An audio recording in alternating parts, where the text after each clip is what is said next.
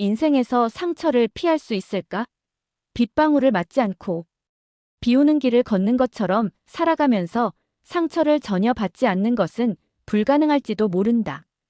그러나 상처를 어떻게 바라보고 어떻게 다루며 어떻게 치유하는지에 따라 그 상처가 삶에 미치는 영향을 크게 바꿀 수 있다. 상처 없는 인생이란 상처를 받지 않는 인생이 아니라 상처를 지혜롭게 다루고 성장의 기회로 삼는 인생일 것이다. 상처의 본질 이해하기.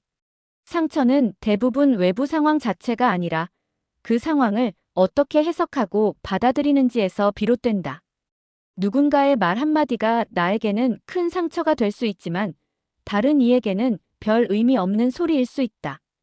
이는 각자가 가진 경험, 가치관, 자존감, 그리고 기대치가 다르기 때문이다. 상처는 종종 기대가 현실과 충돌할 때 발생한다. 사랑하는 사람에게 배신당했을 때, 노력한 만큼 인정받지 못했을 때, 중요한 목표를 이루지 못했을 때 상처를 입는다. 하지만 이러한 상처는 무언가의 가치를 두고 있다는 증거이기도 하다. 상처가 없다면 그것은 어쩌면 아무것도 소중히 여기지 않는다는 뜻일 수도 있다. 건강한 경계 설정하기. 상처를 최소화하는 첫 번째 단계는 건강한 경계를 설정하는 것이다. 경계란 나와 타인 사이에 보이지 않는 선으로 내가 허용할 수 있는 것과 없는 것을 구분해주는 기준이다. 명확한 경계를 가진 사람은 자신의 가치와 필요를 인식하고 그것을 지키기 위해 행동한다. 아니오라고 말할 수 있는 용기, 부당한 대우에 맞설 수 있는 용기, 그리고 자신을 존중하지 않는 관계에서 벗어날 수 있는 용기가 필요하다. 경계를 설정한다고 해서 타인을 배척하거나 불친절해지는 것은 아니다. 오히려 경계는 건강한 관계의 기초가 된다. 내가 어디까지 허용할 수 있는지를 명확히 함으로써 상대방도 나를 더 잘 이해하고 존중할 수 있게 된다. 자기 수용과 자기 연민 기르기.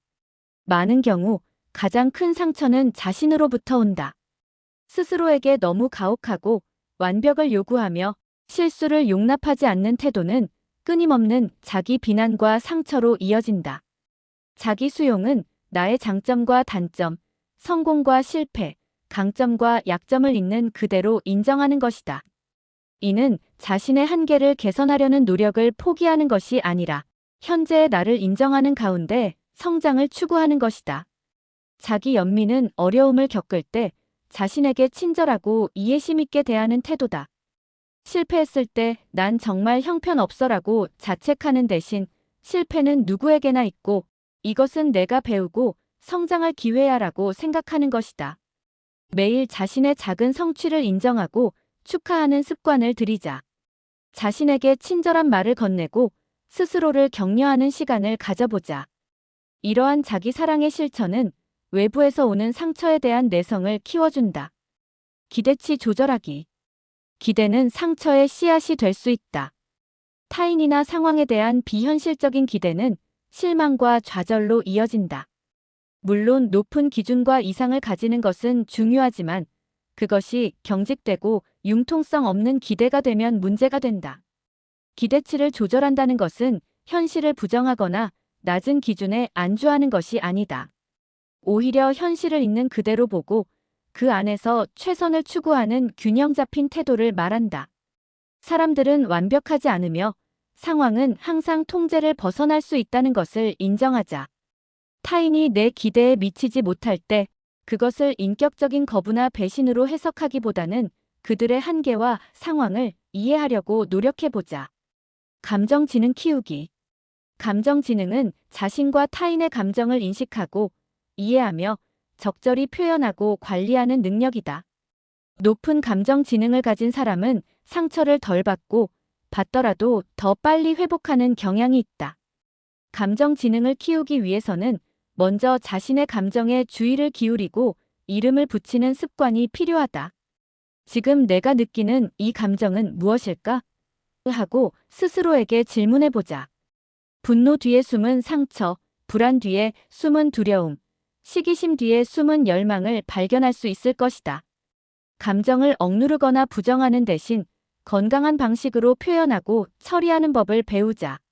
일기 쓰기, 대화, 명상, 운동, 창작 활동 등 자신에게 맞는 감정 처리 방법을 찾아보자. 회복력 기르기. 회복력 리질리언스는 역경과 상처에서 빨리 회복하는 능력이다. 회복력이 강한 사람은 상처를 입더라도 그것에 압도되지 않고 오히려 그것을 통해 성장한다. 회복력을 기르기 위해서는 다음과 같은 요소가 중요하다. 지지 네트워크. 어려울 때 의지할 수 있는 가족, 친구, 멘토를 가지자. 문제 해결 능력. 문제를 회피하지 말고 적극적으로 해결책을 모색하는 태도를 기르자. 긍정적 자아상. 자신의 강점과 능력에 대한 믿음을 키우자. 의미 찾기. 어려운 경험에서도 의미와 교훈을 발견하는 능력을 기르자. 유연성. 변화하는 상황에 적응하고 새로운 방법을 시도할 수 있는 유연성을 기르자. 용서의 힘. 용서는 상처로부터 자유로워지는 가장 강력한 방법 중 하나다. 용서하지 못하고 분노와 원한을 간직하는 것은 자신을 계속해서 상처 속에 가두는 일이다. 용서는 상대방의 행동을 정당화하거나 잊어버리는 것이 아니다. 그것은 그 행동이 당신에게 더 이상 감정적인 영향력을 갖지 못하도록 하는 과정이다. 용서는 상대방을 위한 것이 아니라 궁극적으로 당신 자신의 평화와 치유를 위한 것이다. 자기 자신에 대한 용서도 중요하다. 종종 타인보다 자신에게 더 가혹하다.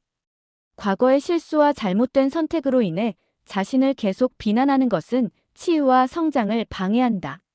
자신을 용서함으로써 과거의 짐을 내려놓고 더 가볍게 앞으로 나아갈 수 있다. 의미 찾기.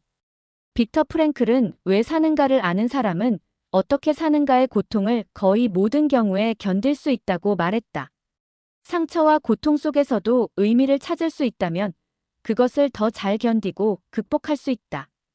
의미를 찾는 것은 이 일이 왜 나에게 일어났을까? 라는 질문에서 이 경험을 통해 내가 무엇을 배울 수 있을까? 라는 질문으로 시선을 옮기는 것이다.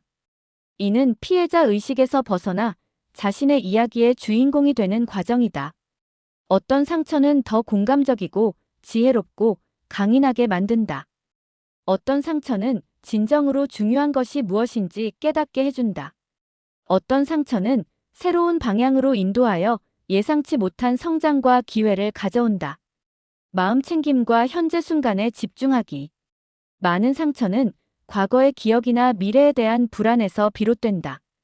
마음 챙김의 mindfulness는 판단 없이 현재 순간에 주의를 기울이는 실천이다.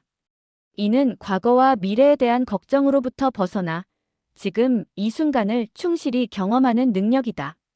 마음 챙김을 통해 상처를 주는 생각과 감정을 알아차리고 그것에 압도되지 않고 관찰할 수 있게 된다.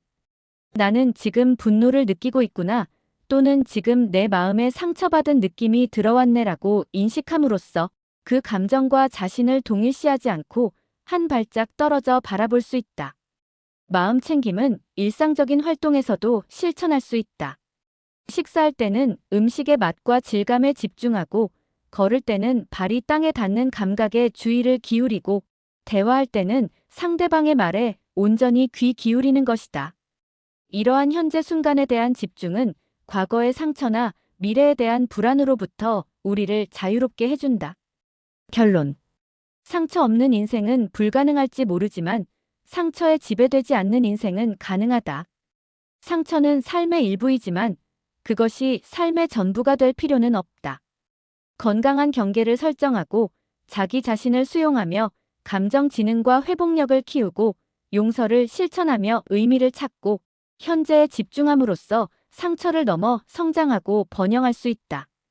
가장 중요한 것은 완벽함이 아니라 진정성이다. 상처를 받지 않으려고 노력하기보다는 상처를 받더라도 그것을 통해 배우고 성장하는 용기와 지혜를 기르는 것이 중요하다. 깊은 연결, 의미 있는 도전, 진정한 성장을 추구하는 과정에서 상처는 불가피하지만 그것은 더 깊고 풍요로운 삶으로 인도하는 길이 될 수 있다. 상처는 약함의 증거가 아니라 살아있고 느끼고 성장하고 있다는 증거다. 중요한 것은 상처를 피하는 것이 아니라 상처를 지혜롭게 다루고 그것을 통해 더 온전한 인간이 되는 법을 배우는 것이다.